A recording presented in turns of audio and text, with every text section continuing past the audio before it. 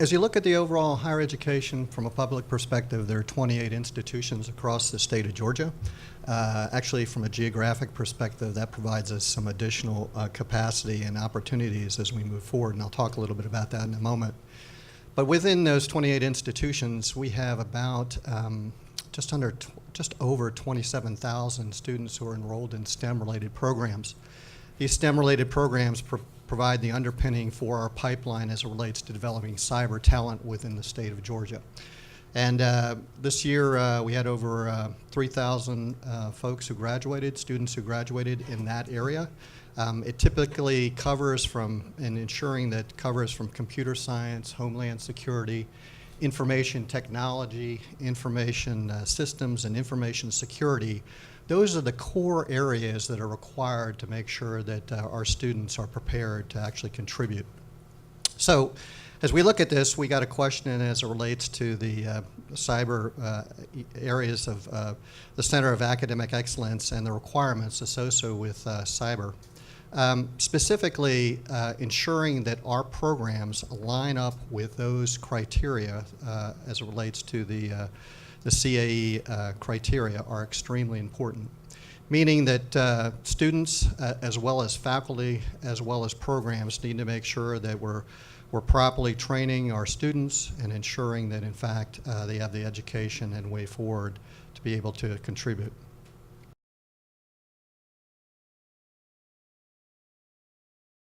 Centers of Academic Excellence, there are actually 7 institutions who have been approved, and they, as Stan highlighted, they go through a rigorous process based on 10 criteria that are evaluated by both DHS as well as NSA. And they actually have a package. It is a year-long process in which they're doing the preparation. As I highlighted, they have 10 evaluation criteria.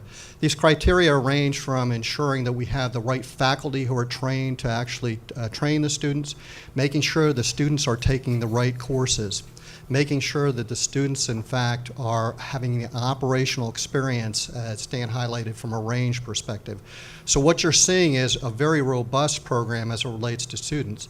In addition, there is an outreach component in which the CAEs work regionally.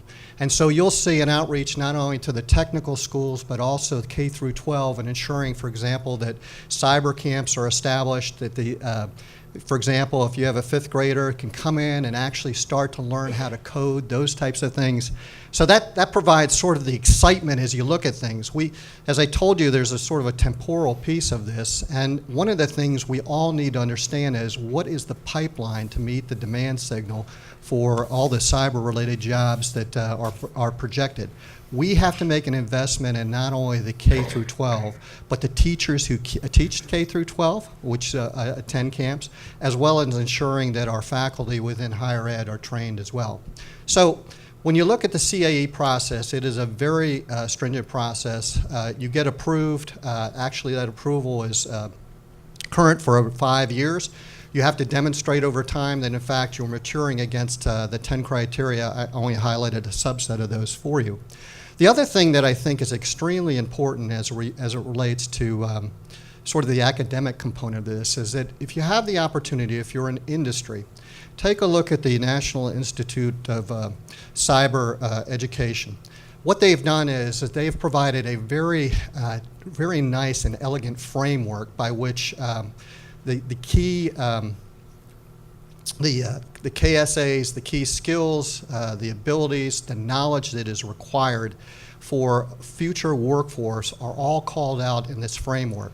What we are doing with each one of the CAEs, as well as the remaining institutions across the state of Georgia, higher education institutions, is making sure that they are aware of what those KSAs are, those core capabilities that we would expect industry as well as government need to actually support the future mission of driving down the overall risk as it relates to the cyber threat.